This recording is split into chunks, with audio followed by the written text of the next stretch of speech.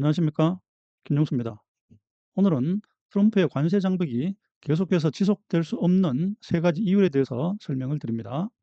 첫 번째를 보시면요. 높은 율의 관세를 매기게 되면 수입품의 가격을 즉시 인상해야 되는 이런 문제가 생깁니다.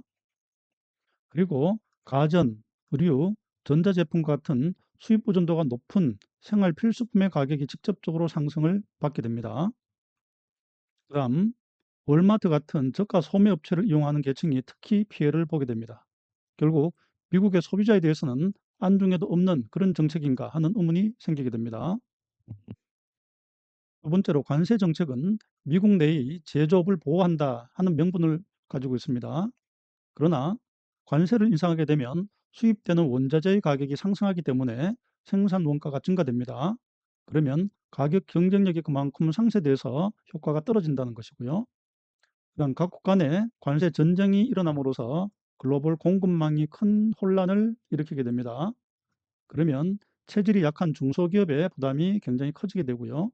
품질 개선으로 제품의 가치가 올라가는 것이 아니고 관세를 부과해서 보호받는 산업은 장기적으로 생산 경쟁력을 상실하게 됩니다.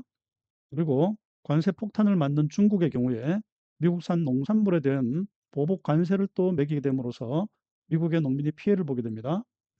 결국 미국 내 제조업을 보호할 수 없고요. 장기적으로 미국 제조업의 경쟁력을 상실하게 되는 이런 문제점을 발생시킵니다. 세 번째, 미국은 누진적 소득세율을 가지고 있음으로써 소득이 많은 고소득자한테 많은 세금을 거두고 오히려 소득이 적은 저소득자한테 세금 혜택을 주는 그런 미국 조세 정책을 쓰고 있습니다. 즉, 직접세의 비율을 높이고요.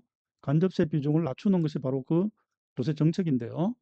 관세라고 하는 것은 모든 제품에 똑같은 세금을 매김으로써 오히려 소득이 적은 저소득자도 똑같은 세금을 부담하기 때문에 저소득자한테 훨씬 더 피해를 주게 됩니다.